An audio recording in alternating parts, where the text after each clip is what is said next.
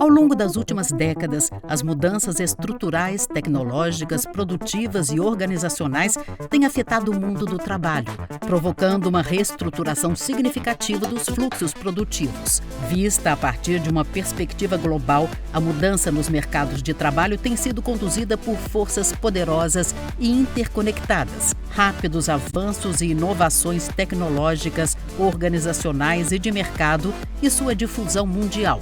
O aumento do comércio e dos investimentos diretos no exterior. A intensificação da concorrência nos mercados internacionais e, mais recentemente, as alterações climáticas e a necessidade urgente de melhorar a gestão da energia e dos resíduos. Globalização, envelhecimento da população e tendências sociais, tecnológicas e nos negócios criarão oportunidades para diversas profissões, com nomes que muitas vezes ainda não existem atualmente. Essas mudanças têm o potencial de desencadear transformações importantes nos sistemas econômicos em todas as regiões do mundo, tendo como pano de fundo o acelerado desenvolvimento tecnológico, visando ao aumento da produtividade e da competitividade, e a constituição de um mercado e ambiente de trabalho cada vez mais competitivo e seletivo. Olá, este é o Futuro Imediato, teu programa sobre tecnologia e sociedade. Hoje vamos bater um papo sobre o futuro das profissões. Para isso, temos a alegria de receber aqui o Vitor Bastos, que é empresário e curador, e também a querida Eguinalda Cortez, que é CEO da Cortez e Companhia. Vitor, vamos lá. O mundo sendo completamente impactado pela internet, pelos avanços tecnológicos e, claro, o trabalho também, o mercado de trabalho, hábitos estão mudando. Você como um expert, um especialista em tendências, o que você tem a dizer sobre as mudanças de comportamento que a tecnologia tem causado? Eu quero começar dando um exemplo, parece ser divertido, parece ser estranho ao mesmo tempo, mas acho que ilustra bem o que está acontecendo com o trabalho hoje em dia e com a relação do que é trabalho, né? Que é trabalho, é produzir alguma coisa, no fim das contas você ganhar dinheiro. Quem um dia imaginou que alguém dormindo pudesse servir de entretenimento e esse entretenimento gerar dinheiro? Hoje tem um influenciador, vou chamar de influenciador, que ele criou um reality da própria vida em que ele dorme e as pessoas pagam para tentar acordar ele.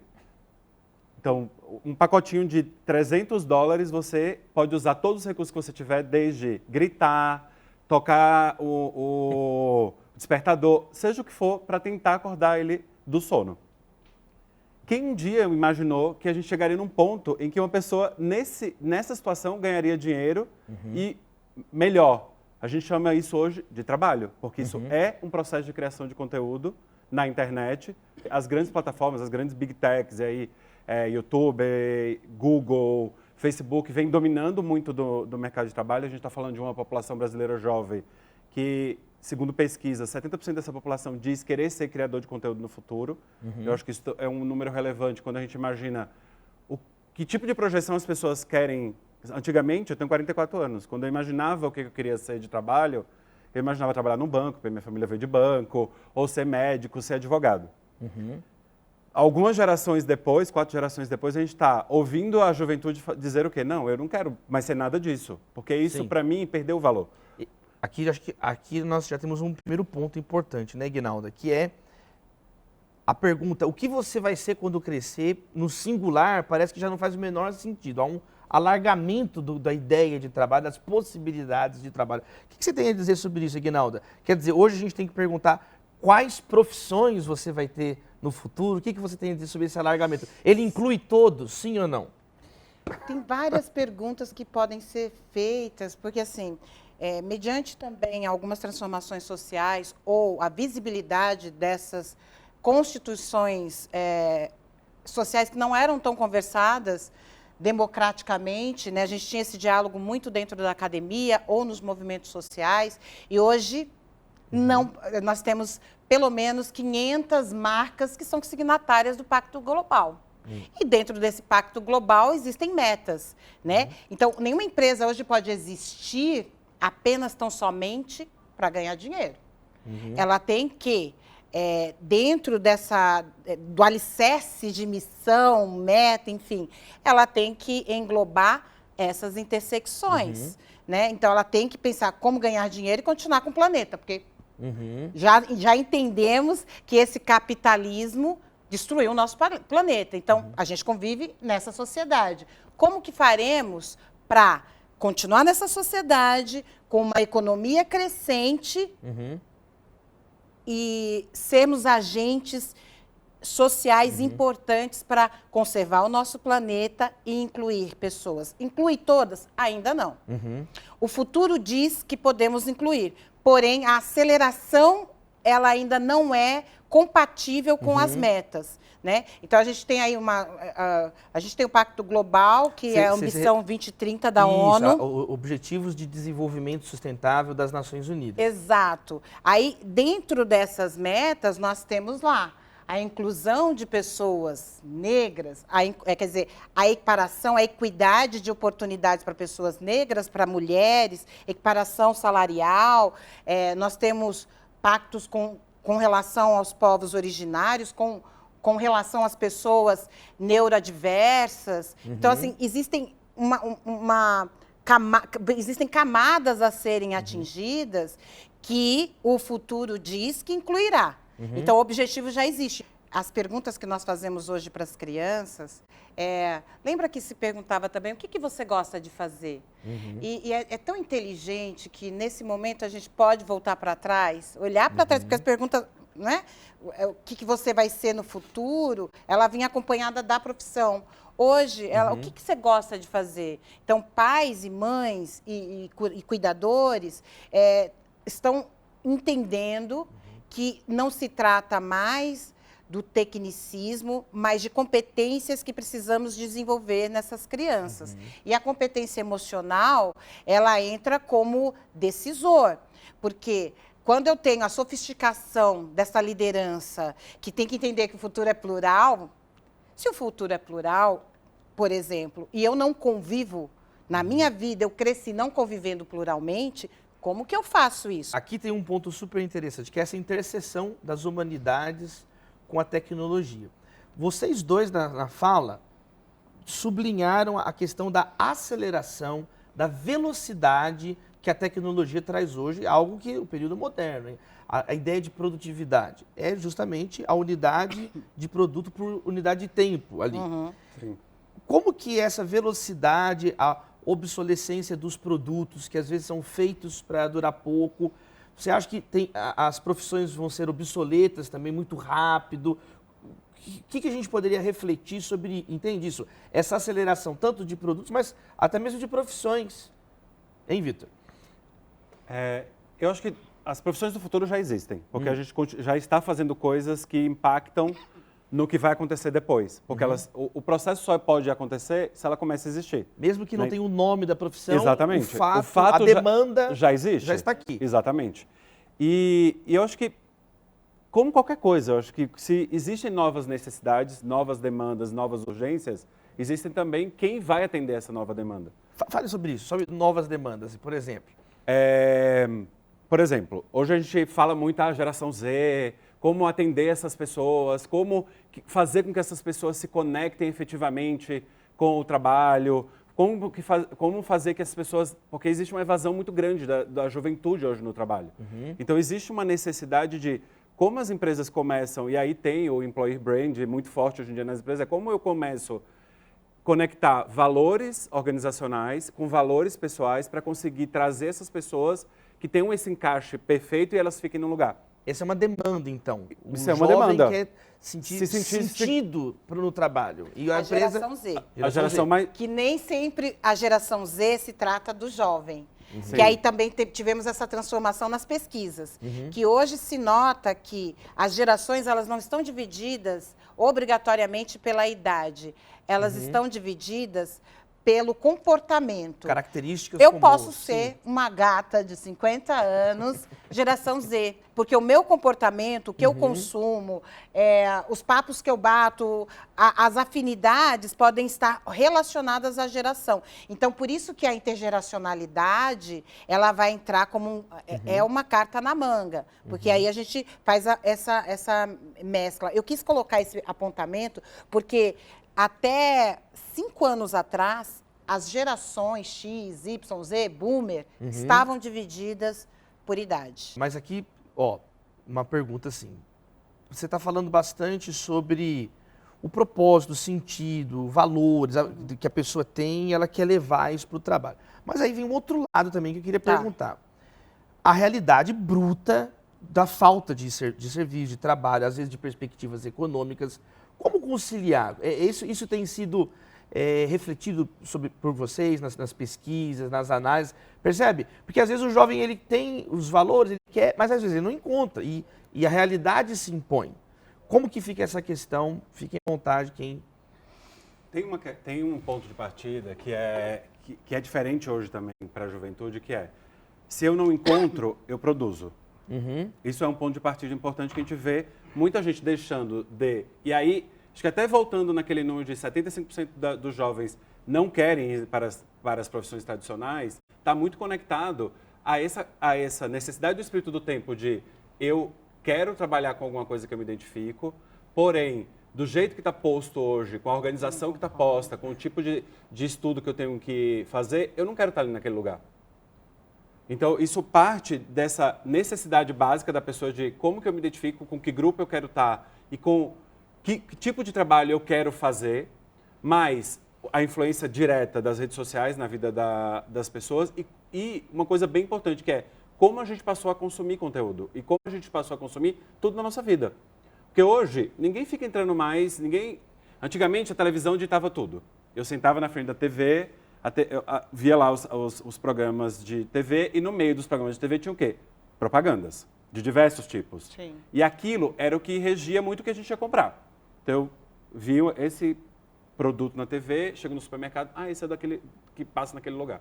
Hoje, isso deixou de ser o mais relevante, porque são as empresas falando dela mesma. Então, eu considero muito mais o que tem alguém com quem eu me identifico, com quem eu acompanho, falando de determinada coisa e eu confio.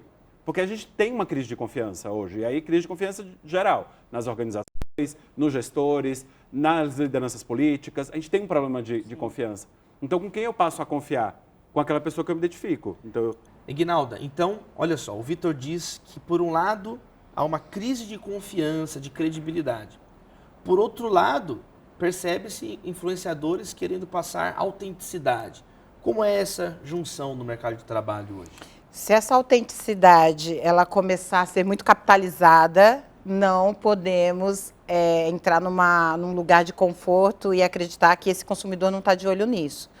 Porque do mesmo jeito que ele desconfia das instituições e ele confia piamente naquela pessoa que ele segue, ele vai entrar em reticências quando passar da medida, essas inserções publicitárias, por mais orgânico que seja, se essa pessoa que ele confia começar a fazer isso de forma contínua, sem construir uma narrativa, sem trazer para essa audiência o porquê que isso está acontecendo, talvez a gente tenha aí um momento de reinvenção desses profissionais também. Bem como esses profissionais hoje que parecem tão solitários, empregam. Só que esse empregar também... E aí vem as novas profissões, né? Que, por exemplo, são pessoas que fizeram cenografia, né? Um curso que existe. E trabalhando com criadores de conteúdo, vai ser utilizada essa habilidade, mas talvez com outras adversidades, porque não será num estúdio, será numa casa, será se esse criador estiver em locais muito diferentes, ele vai ter que se reinventar. Então, eu sempre acredito, de verdade, que esse futuro do trabalho, ele não anula as profissões que nós temos hoje. É que essas profissões, elas não atendem hoje, o que tem na universidade não atende essa velocidade de mudança. Mas se a gente contar aqui as nossas experiências profissionais e as nossas formações, a gente não é o que a gente formou. Sim. Mas o nosso repertório, e por isso que é fundamental hoje, com os mais novos, a gente estimular cada vez mais experiências. Sim. Porque vai ser esse repertório que vai determinar a competência dele para fazer parte desse mercado futuro. E não se tornar obsoleto. Muito porque bom. O obsoleto ele vem desse lugar da paralisação. Muito bom. Ignalda, Vitor, estamos conversando sobre o futuro das profissões. Este é Futuro Imediato. Voltamos a seguir.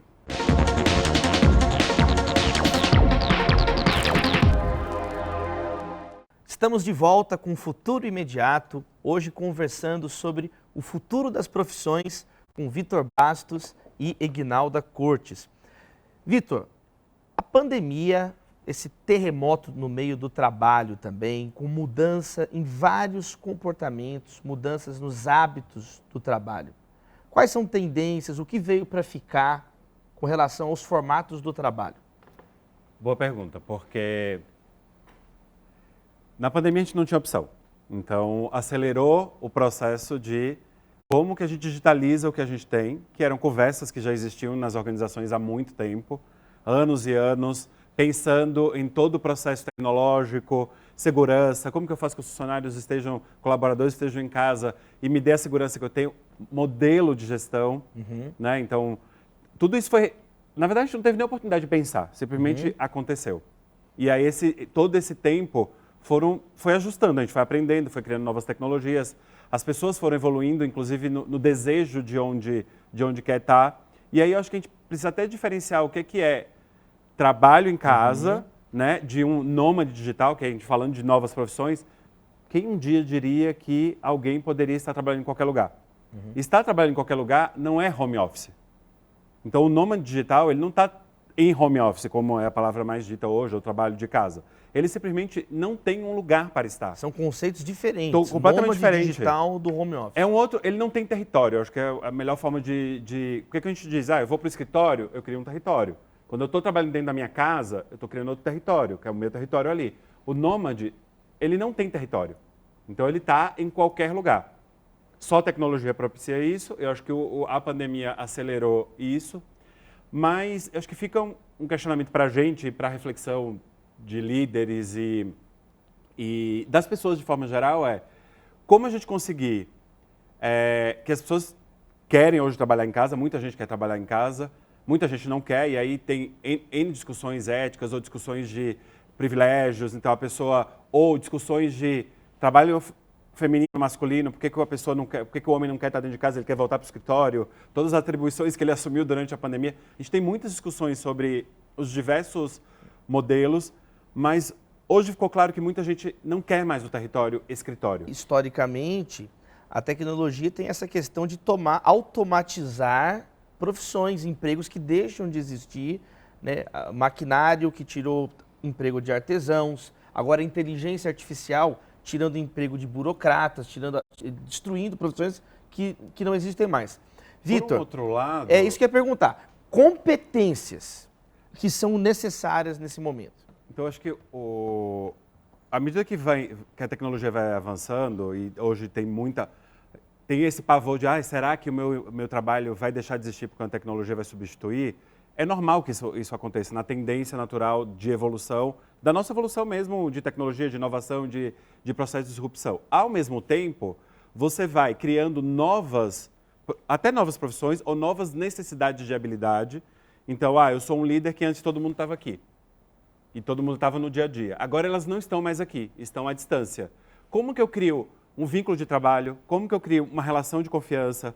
Que tipo de habilidade eu tenho para lidar com a diferença tecnológica eu estou no olho no olho, eu tenho um contato físico com a pessoa, eu tenho emocionalmente muito mais chance dela estar engajada do meu lado. Então, criou-se também uma necessidade de observar e medir e até exigir novas habilidades e novos skills, vamos chamar, assim, novos skills para essas novas profissões ou para esse novo momento, porque isso não é nenhuma nova profissão. Se a gente parar para pensar que o líder é um líder, só que mudou o formato, que é o que a gente estava conversando aqui no início do bloco, como que essas pessoas agora, ou o que eu tenho que fazer para criar novas habilidades para essa pessoa, desenvolver novas habilidades, e aí eu já crio novas demandas de treinamento que antes não existiam, né? Ou novas demandas até de tecnologia, o que é que eu preciso fazer? Se as pessoas estão em casa, eu não tenho mais treinamento em presencial. E essa é uma questão também muito importante para profissionais mais velhos. Quer dizer, a mudança da tecnologia, muitas vezes os jovens têm uma dificuldade de se atualizar. Como fica, Ignaldo, a questão também do mercado de trabalho para as pessoas mais velhas? As pessoas mais velhas que estiverem atualizadas têm maior espaço. Já existem, né? Já existe essa demanda hoje. Querem pessoas mais velhas em alguns postos.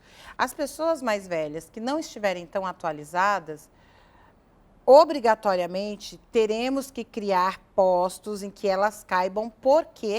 Porque economicamente, a gente tem que tornar essa pessoa ativa economicamente, porque existem aí pesquisas que estão falando que até 2030 seremos bilhões de pessoas acima de 50 anos, 60.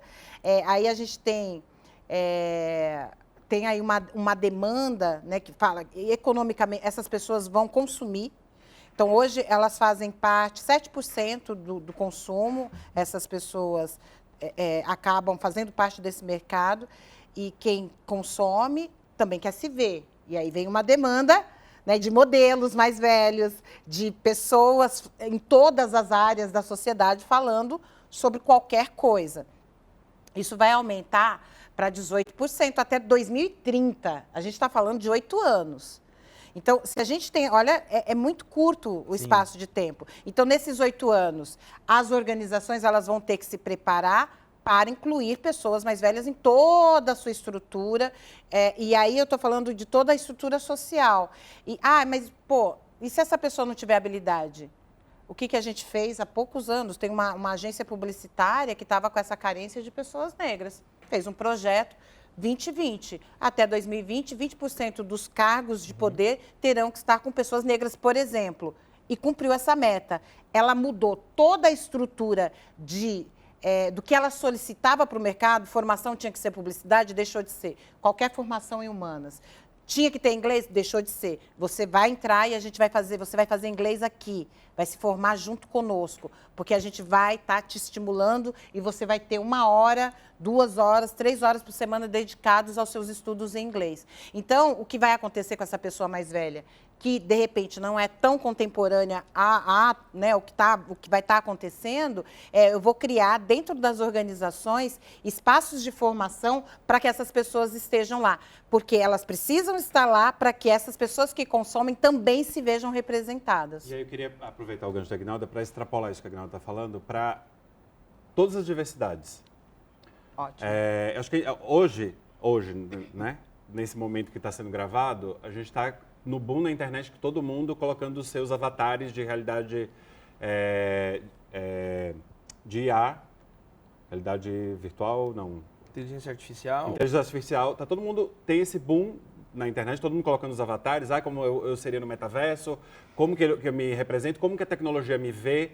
E aí começam a entrar umas discussões que hoje mesmo eu vi uma cadeirante entrando na discussão que tá bom, mas provavelmente quando fizeram a programação desse aplicativo, eles esqueceram que existem pessoas com deficiência. Sim. Então, essa extrapolação do que a Ignalda está falando de não só pessoas 50, 60 maduras, mas como a gente consegue ter uma diversidade mais ampla, já que eu estou dizendo que cada vez mais eu vou ter tecnologia imperando, novas tecnologias. Hoje, por exemplo, a Uber não. A Amazon já tem entrega hoje via drone. Antes eu tinha uma pessoa que pegava uma moto e entregava. Hoje eu tenho um operador de drone. A atividade parece ser a mesma, que é entregar um produto para alguém. Porém, a profissão é diferente. Eu tinha alguém que antes ou ia num carro... A demanda é a mesma, a demanda é a mesma, o modus operandi é completamente diferente. Por quê? Porque a tecnologia evolui e aí o que é que eu começo a ter? Derivações de profissões para atender essas novas necessidades. Então, eu tenho hoje operador de drone, já existe essa profissão, né? Operador de drone. Hoje a gente tem na China, por exemplo, a China continua fazendo grandes lockdowns. Como que a comunicação é feita? Via drone, via robô cachorro. Robô cachorro com robô. Com robô, né? Então, as notícias vão sendo passadas via robô na rua. Pouca internet, porque usam menos, mas existem outras tecnologias. E para tudo isso, existem pessoas que precisam operar. A voz que está ali do cachorro, aquela mensagem alguém gravou. O drone alguém precisou operar. Alguém está construindo esses robôs, melhorando cada vez mais a inteligência deles, para que eles sejam cada vez mais efetivos. Então, olha como é sempre cíclico o movimento. À medida que eu evoluo também o modus operandi, mas eu também crio novas profissões. Outra coisa é, quando você faz a leitura, logo quando começou a existir a leitura facial, teve muito problema para negros que tinham Black Power, por exemplo. Porque ele não lia esse tipo de diversidade como um cabelo existente. E por que isso acontece? Porque quem desenvolveu não pensou nisso. Sim. Porque a equipe de desenvolvimento não tinha lá um negro, não tinha uma pessoa com deficiência, não tinha uma pessoa com 60 anos para pensar e imaginar até o seguinte. Hoje em dia tem muito programador jovem, é a profissão do momento. Sim. Quem está pensando na dificuldade que o velho tem para usar aplicativo, para usar tecnologia? São os pontos que ninguém enxerga ainda, que a gente quer de algum modo jogar alguma luz aqui. Obrigado, Vitor, Eguinalda. Gente, que papo rico, cheio de conceitos, de ideias, de esclarecimentos, de temas muitas vezes tão difíceis de entender. Obrigado de coração. Gente, nós tivemos um papo delicioso aqui sobre o futuro das profissões e eu te espero no próximo Futuro Imediato.